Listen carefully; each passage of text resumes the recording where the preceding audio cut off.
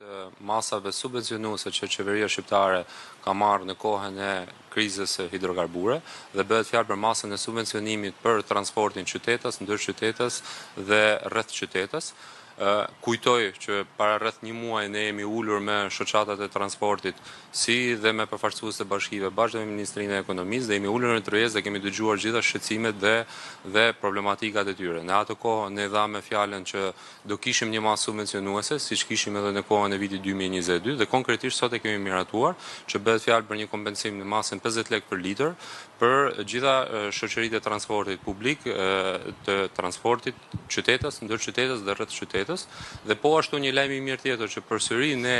u angazhuam në ato takime që kemi bërë me gjitha grupet e interesit të transportit është që këtë masë subvencionuese do e fillojmë që në muajin mars, kur kishim dhe fillimin e efekteve të krizës. Dhe në këtë kuptim kemi përmbushur një angazhim të marrë me grupet e interesit dhe sipas dakordësisë përkatëse.